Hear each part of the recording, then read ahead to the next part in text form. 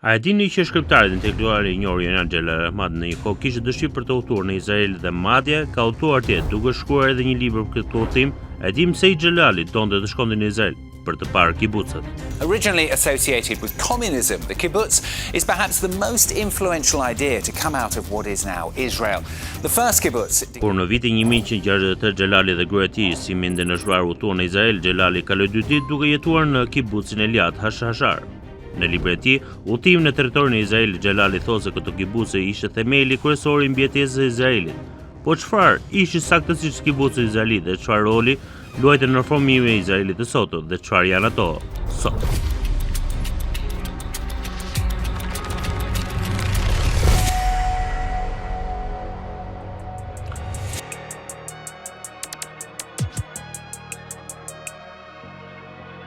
Kibucët në Izrael janë vendime bujqësore ku gjithçka ndahet mes banorëve dhe askush nuk zotëron asgjë individualisht.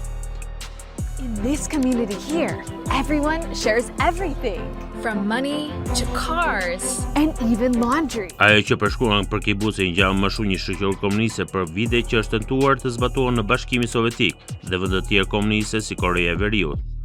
Kina, Kuba dhe të tjerë nuk e dolën, ndërsa Izraeli që sipas tyre është krejt ndryshe nga këto vende pretendon se ja doli dhe madje kibucët u konsideruan si shembull i vetëm i suksesshëm i shoqërisë komuniste në histori. Natyrisht, vetëm nëse i njohin palestinezët dhe atë që u ka ndodhur atyre.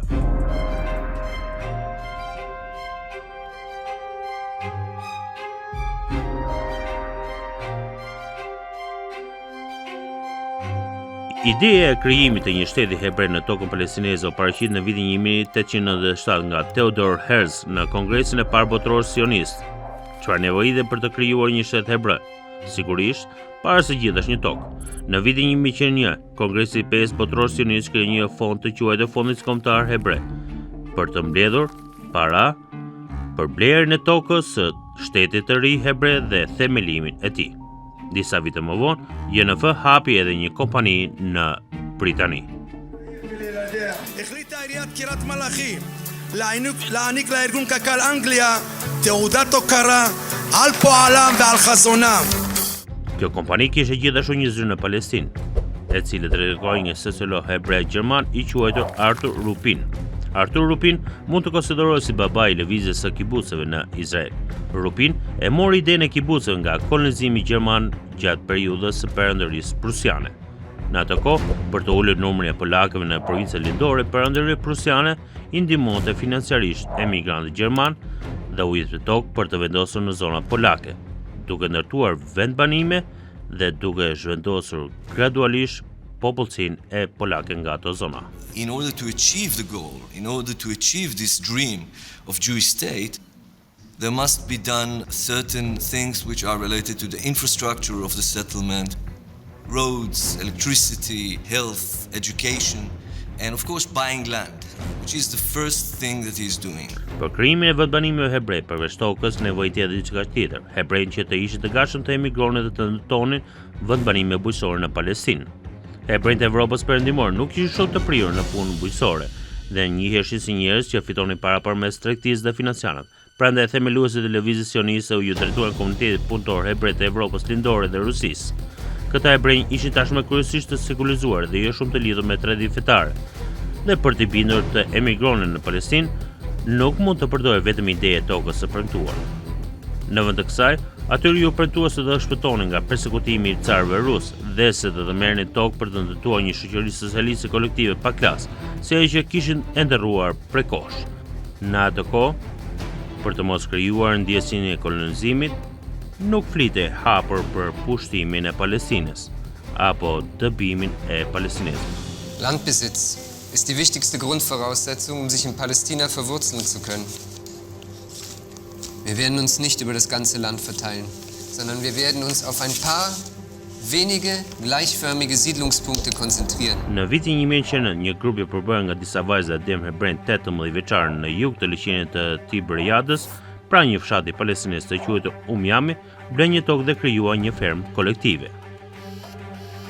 Kështu krijoi kibuci i parë hebrej dhe u quajt Alfa Degania, që do të thotë femra e drithrave. Deri para fillimit të luftës së parë botërore, rreth 60 deri në 70.000 hebrej kishin emigruar në Palestinë dhe shumica e tyre ishin vendosur në këtë kibuce dhe ferma kolektive. Në atë kohë Palestina ishte pjesë e Perandërisë Osmane dhe autoritetet osmane ishin kundër emigrimit hebrej dhe përpiqeshin ta kufizonin sa më shumë hyrjen dhe blerjen e tokave. اليهود شعب عظيم ونحن نستطيع أن نستفيد من مدارسهم ومن معارفهم وثرواتهم وخبراتهم، لكن عليهم أن يحصلوا على الجنسية من الدولة العثمانية والعيش في أماكن مختلفة من الإمبراطورية. Shumica e tokave që u blen i përkisin ose pronarëve jo palestinez ose palestinësh që nuk jetonin në Palestinë, por në Evropë dhe vende të tjera. Megjithatë, lufta e parë botërore dhe rënia e Perandërisë Osmane ndryshuan situatën në favor të emigrantëve hebrej.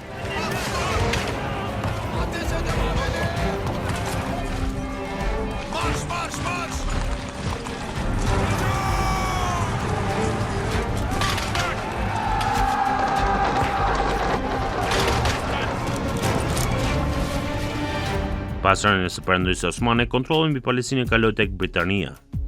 Britania jo vetëm që nuk e kundërshton emigrimin hebre, por e mbështeti atë dhe e lehtësoi blerjen e tokave. Në vitin 1917, Balfour nënshkroi deklaratën e fashme dhe dërgoi letrën e njohur ku shprehej se qeveria britanike ishte dakord me krijimin e një shteti hebre në territoret e Palestinës, që nga ky moment emigrimi hebre në Palestinë u përshpejtua.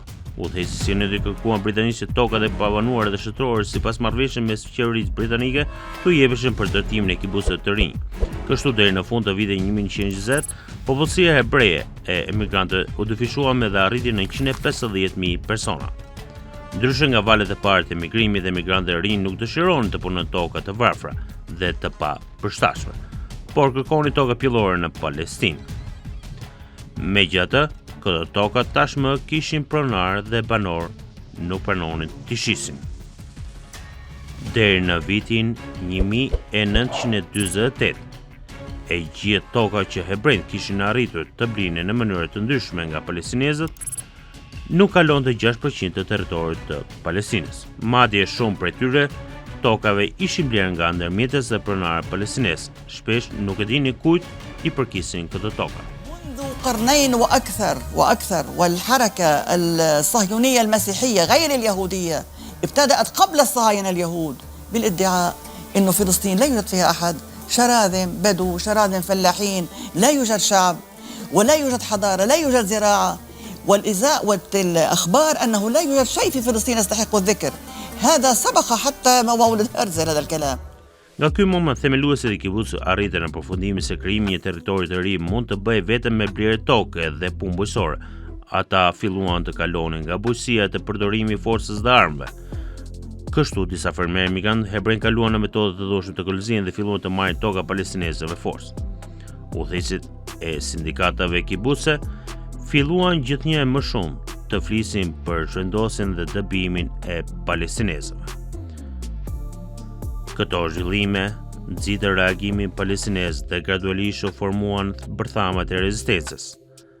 Më e njohura prej tyre në vitin 1930 ishte lëvizja e krijuar nga Sheikh Izzeddin Kasem.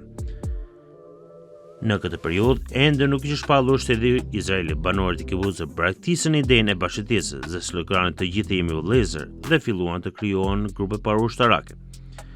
Histadrut ishte një nga sindikatet e Palestinës që u martos dhe krijoi një nga grupet më të njohura parushtarake hebreje të quajtur Hagane.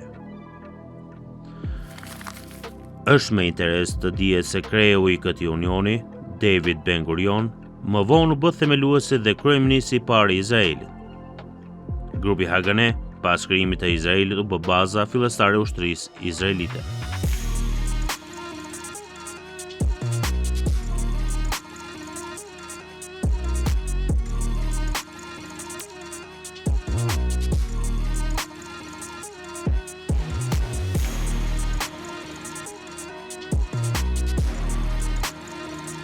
Udhëheqësit e lëvizjes kibuce për t'i mbajtur të kënaqur anëtarët e tyre që ende nuk ishin qëndruar besnik parimit socialiste kolektiv, filluan të shtrembërojnë dhe ndryshojnë vlerat e kibuceve, duke i mbështjell praktika dhe parimet imperialiste koloniale brenda një fasade vlerash sociale dhe punëtore, në mënyrë që të mos binin në sy. Për shembull, u tha se porosia dhe trashëgimia janë gjëra të viteruar. Pranimi i tokës nuk është ai që ka trashëguar nga të parët e tij, por ai që e kultivon dhe zhvillon atë. Sipas këtij parimi të sajuar, anëtarët e kibuceve pretendonin se arabët palestinezë nuk kishin gjën ta shfrytëzonin si duhet tokën dhe po e shpërdorin atë, ndërsa ata vetë mund të prodhonin shufish më mirë, prandaj sipas tyre, ata kishin të drejtë të zotëronin atë tokë. This is my whole life. Kibbutz not only the place, but the idea. Një nga tjetër slogane i përdorur për të justifikuar kolonizimin ishte një tokë pa popull për një popull pa tokë. Këtë slogan e formoi një hebre britanik me emrin Israel Zangwill. Ideja u shfrytëzua dhe nga praktikat koloniale evropiane. Kur evropianët pushtonin territore afrikane, pretendonin se ato ishin toka bosh dhe popujt vendas konsideroheshin thjesht fisë të vogla që nuk përbënin kombe. Në vitin 1120, sionistët me propagandën e tyre i paraqisin palestinezët si beduin të pazhvilluar dhe të ardhur nga vende të tjera, duke mohuar identitetin e tyre si popull vendas. Një tjetër argument i përdorur ishte se palestinezët nuk përbëhen një kombë të unifikuar, por thjesht rashtë të shpërndara pa lidhje mes tyre. Ndërsa hebrejt dhe kibucët përfaqësonin një kombë të organizuar dhe të bashkuar që do ta modernizonte vendin duke e ndërtuar një vend të modernizuar. Këto pretendime u çuan deri aty, saqë grupet e rezistencës palestineze, kur shfaqen më vonë, nuk njëshin si të tilla dhe përshkruesin grupe të financuara nga fuqit e huaj që luftonin për interes të jashtme. القلب النابض لفلسطين اختفى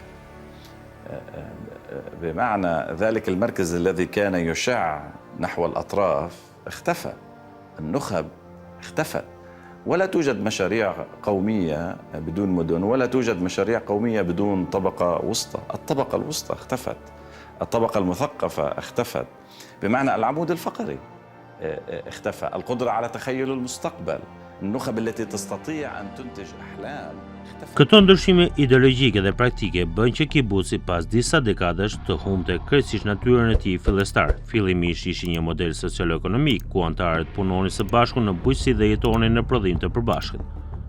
Por më vonë u arrit në përfundimin se fitimi ishte më i dobishëm dhe më i rëndësishëm se barazia.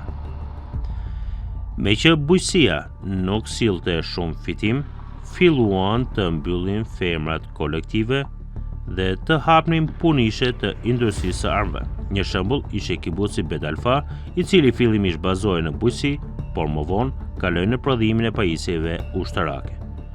Një pjesë e eksportit të tij që shkaktoi polemike ishte shitja e pajisjeve për kontrollin e trazirave të regjimit Robert Mugabes në Zimbabwe. Këtu, punëtorët dhe fermerët që dikur ishin ikur nga persekutimi u shndërruan në prodhues armësh dhe furnizues të pajisjeve për shtypje në vende të tjera. It starts with trying to be more assertive already in Europe in defending Jewish communities from anti-Semitic attacks.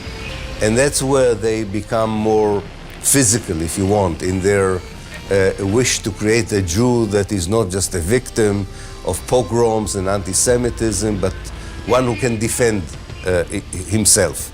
And I think that's the part I could relate to, you know, as a Jew today. I can understand it. You don't want to be all the time under attacks of Christians in Europe who attack you just because you are Jew.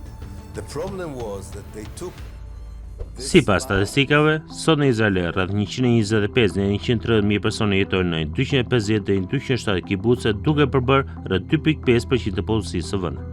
Po, sipas këtyre të dhënë, rreth 9% e prodhimit industrial dhe 40% e prodhimit bujqësor të Izraelit realizohet në kibuce. It was a commune.